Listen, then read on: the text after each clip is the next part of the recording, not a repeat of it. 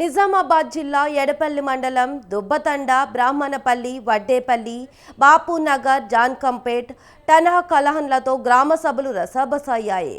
రాష్ట్ర ప్రభుత్వం ప్రవేశపెట్టిన రైతు భరోసా, ఇందిరమ్మ ఆత్మీయ భరోసా, ఇందిరమ్మ ఇల్లు, కొత్త రేషన్ కార్డుల జారీ వంటి పథకాలపై నిర్వహించిన గ్రామ సభలు రసాబసగా కొనసాగాయి.